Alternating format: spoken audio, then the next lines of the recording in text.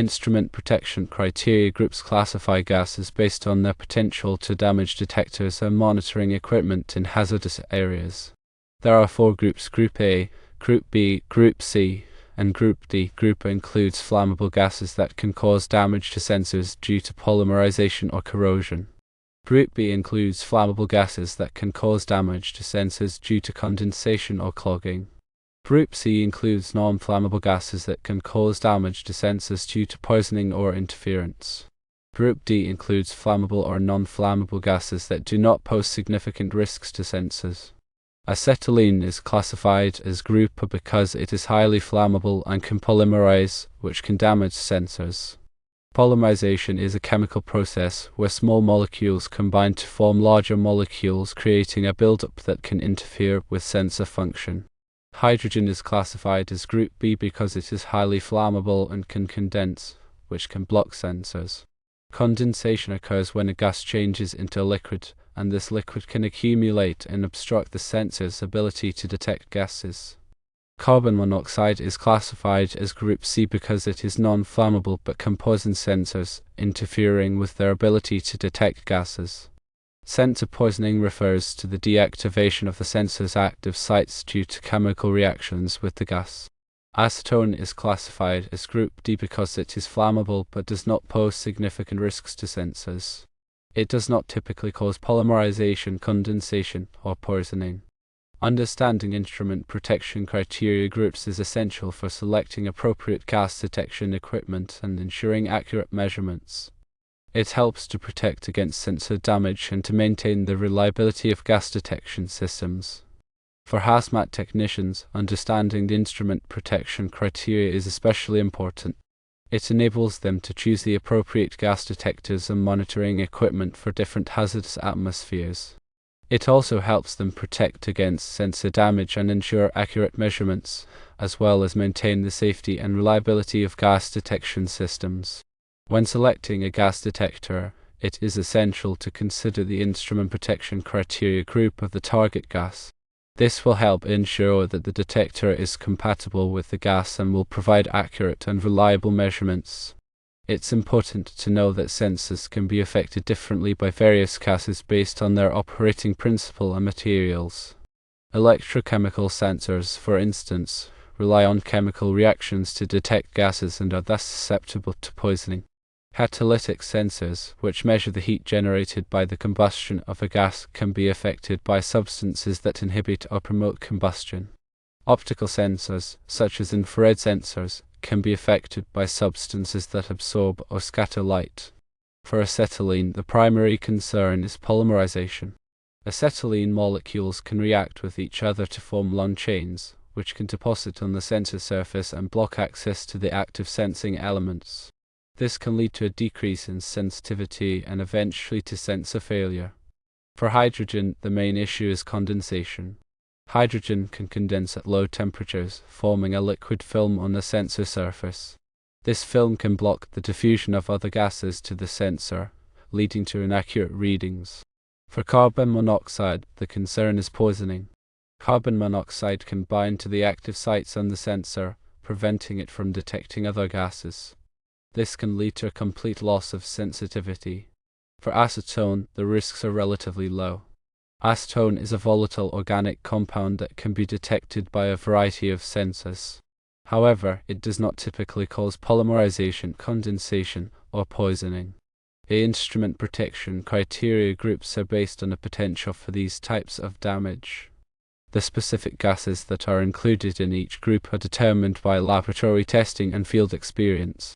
The instrument protection criteria groups are used by manufacturers of gas detection equipment to design sensors that are resistant to damage. They are also used by users of gas detection equipment to select the appropriate sensors for their applications. By understanding the instrument protection criteria groups, you can help ensure the safety and reliability of gas detection systems. When dealing with hazardous materials, having the right equipment and understanding its limitations is crucial. This knowledge directly impacts the safety of hazmat technicians and the public they protect.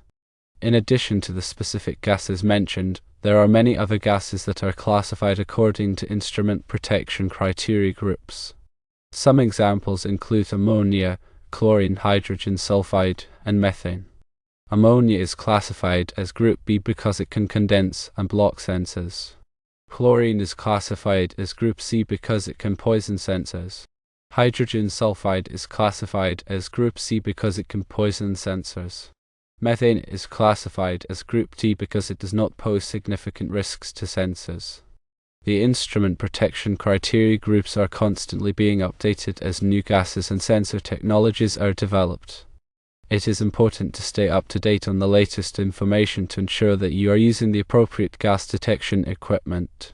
Here are some additional considerations for hazmat technicians when selecting gas detection equipment. Firstly, consider the specific hazards that are present at the site. This will help you determine which gases need to be monitored. Secondly, consider the operating environment. This includes the temperature, humidity, and pressure.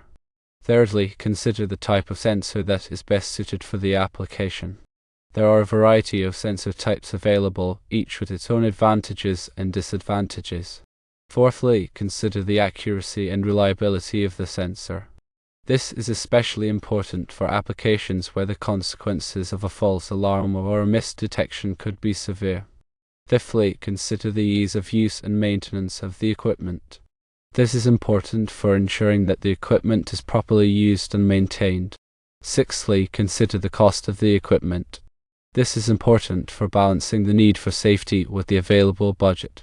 By considering these factors, hazmat technicians can select gas detection equipment that is appropriate for their needs and will help them to protect themselves and the public from hazardous materials.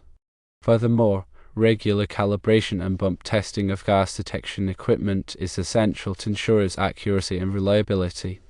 Calibration involves exposing the sensor to a known concentration of gas and adjusting the instrument to read correctly. Bump testing involves exposing the sensor to a known concentration of gas to verify that it responds appropriately. These procedures should be performed according to the manufacturer's instructions. In addition to understanding the instrument protection criteria groups, hazmat technicians should also be familiar with other relevant safety standards and regulations. These include the National Fire Protection Association codes, the Occupational Safety and Health Administration regulations, and the Environmental Protection Agency regulations. By following these standards and regulations, hazmat technicians can help ensure the safety of themselves and the public. The importance of proper training cannot be overstated. Hazmat technicians should receive comprehensive training on the use of gas detection equipment and the interpretation of readings. This training should include hands-on exercises and simulations to prepare them for real-world situations. Continuing education is also important to keep technicians up to date on the latest technologies and best practices. In summary, understanding instrument protection criteria is vital for hazmat technicians to select, use, and maintain gas detection equipment effectively. This knowledge, combined with proper training and adherence to safety standards, is essential for protecting lives and property in hazardous material incidents.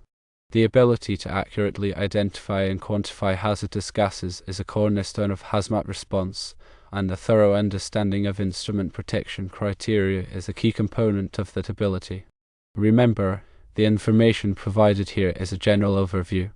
Always consult the manufacturer's instructions and relevant safety standards for specific guidance on the use and maintenance of gas detection equipment. Furthermore, it is important to recognize that sensor technology is constantly evolving. New and improved sensors are being developed all the time, offering enhanced performance and capabilities. Staying informed about these advancements can help hazmat technicians to stay at the forefront of their field and to provide the best possible protection for themselves and the public.